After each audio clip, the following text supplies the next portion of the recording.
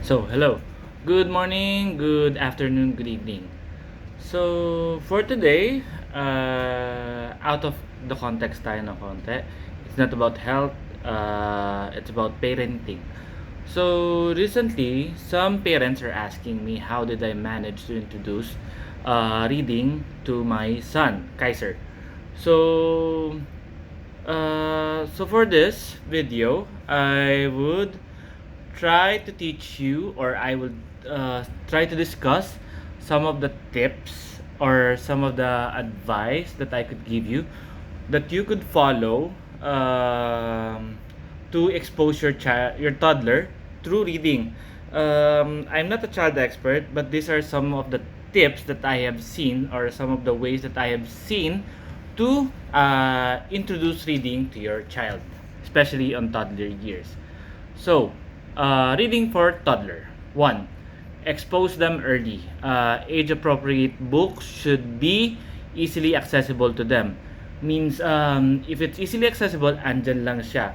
But you need to find a specific place for you to put your toddler books so they could easily access it. So they could get it anytime para mabasa nila. Not exactly mabasa, they will just look into it. They would not look into the specific details of the book. But at least there is a book that they could play around in case na magsawa sila sa mga toys nila.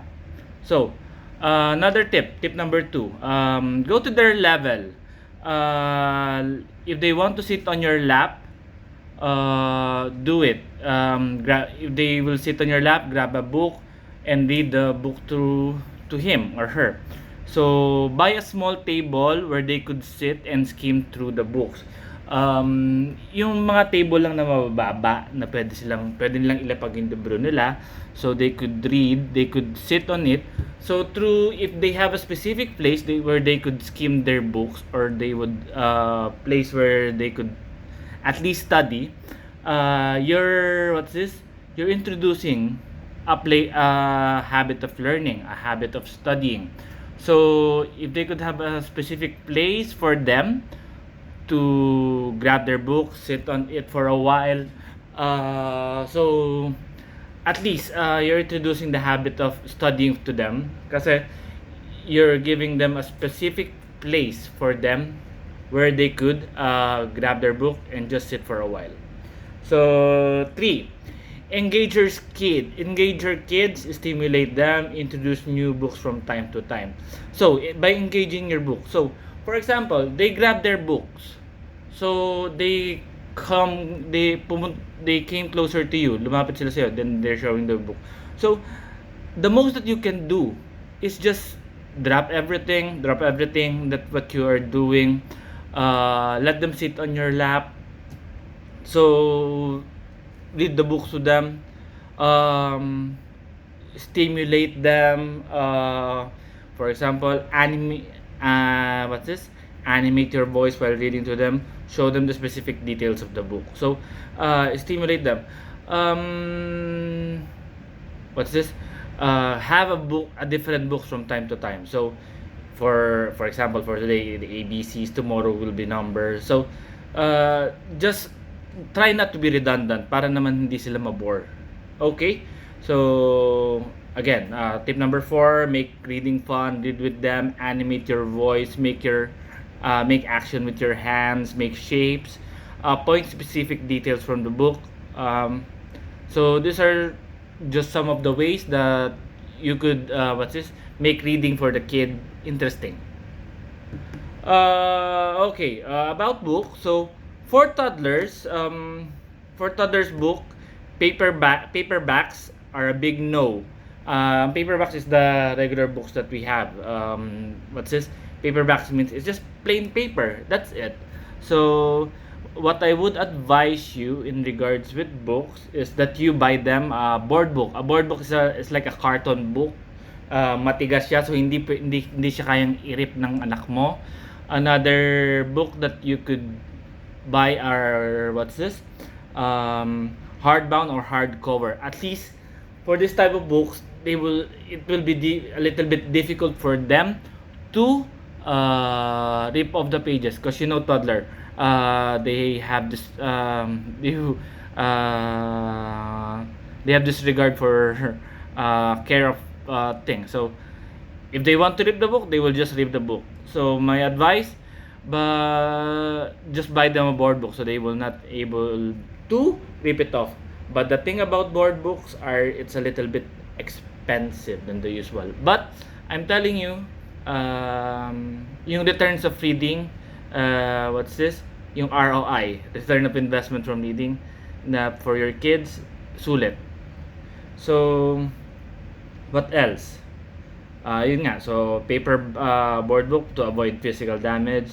It should be the books that you should be buying should be visually stimulating. Visually stimulating means it should be very colorful. There should be less text actually for toddlers because they won't mind. I'm telling you, they won't mind about the text. Um, more there should be more picture, more diagram, what's this, and very less text. If there is text, it should be in big letters. It should be in big bold letters, so or just a few phrases that they could see because I think at this point of age they are just what's this visual learners. They're not adults like what's this very conscious about learning that they could read through books and what's this absorb what they are learning. So for kids they are visual. I think they're from what I've learned, from what I have read, from what I know, they are visual and what is tactile learners. So they learn by seeing and by manipulating it. Okay, so be sensitive to your child's interest. They will just keep your book aside if it doesn't interest them. So, what's this? What's this? Yun nga, be sensitive to your child's interest. If your child's interest for this week is about space or dinosaur, buy them books about space or dinosaur. It would be very difficult to introduce to them a new book which doesn't interest them. You could at least buy those books that does not yet interest them, but keep it aside. Keep it till they have what's this till they're interested in it. So be sensitive to their interests. At least you could capitalize on their interest, and they could what's this they could learn more by yun nga, by giving the things that they need or that they want at the moment. So don't force them or else they will lose the interest with it. If they don't want to read yan, let them be. Look for alternatives. Okay. So if your kid doesn't want to read books specifically, don't. Not yet. Keep it at bay or keep it aside. There are really some kids who are very who is not interested with books. So I'm very lucky that my kid what is this interested with books. So search for alternatives. So alternatives for books are, for me, I found effective for use when my child got bored with reading books. This book. So alternatives that I've seen very effective: flashcard and posters. So flashcard and posters, they will also stimulate their habit of reading. Fill your house with colorful posters. Put flashcards in their toys. Even if they rip it off, flashcards are inexpensive. Just buy new one. So yun nga. So posters and flashcards are very inexpensive. Mura lang siya, kahit saan pwede mo siyang mabili. It doesn't need to be very complicated. That's it.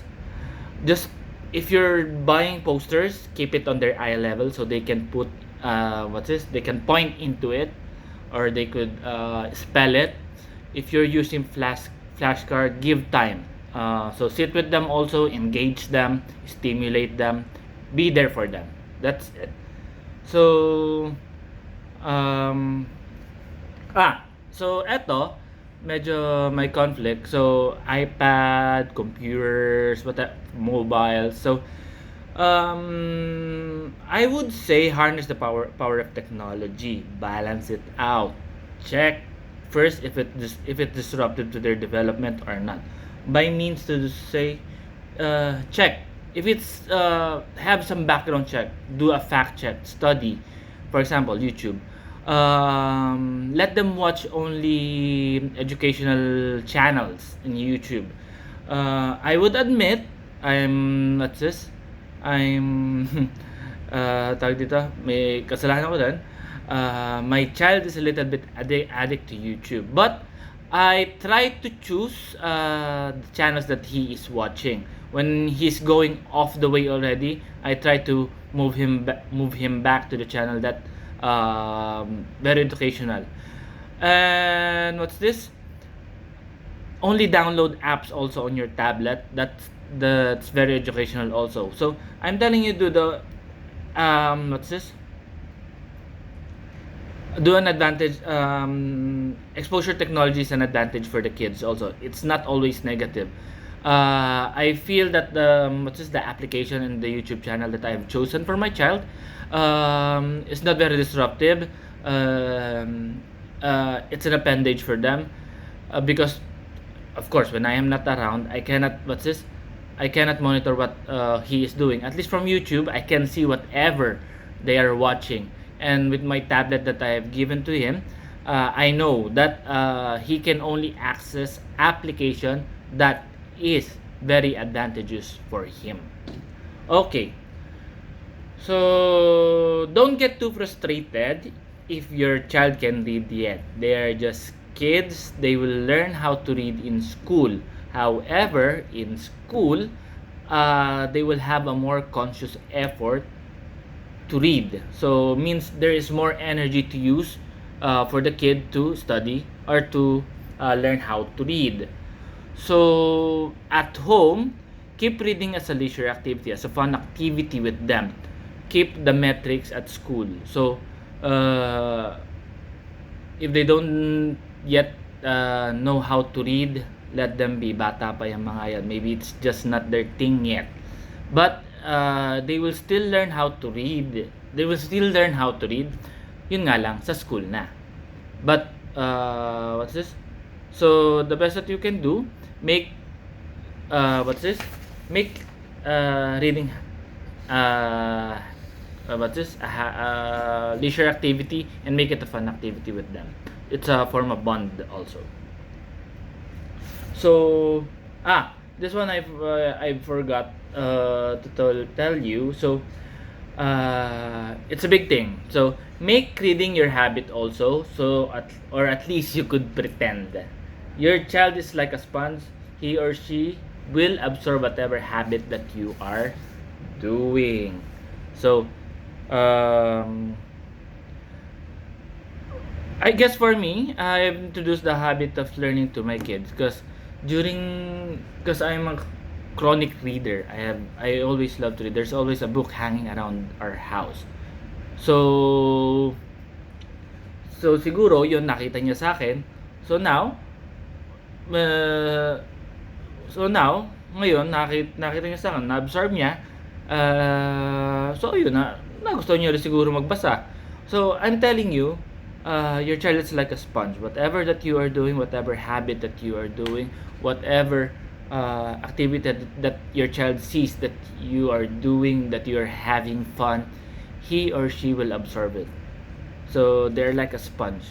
So kaya be conscious on your habits also.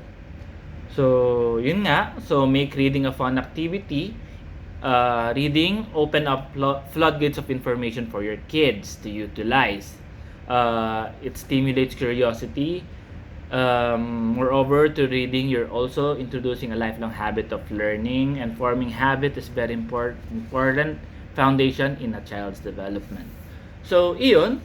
So, these are just some of the tips that I could tell you on how to introduce reading to your toddler. Again, I'm not a child expert, but these are just some of the tips and the ways that I have seen very effective with my child So I hope you could apply them. And so have fun reading. Bond with your child. That's it. Thank you.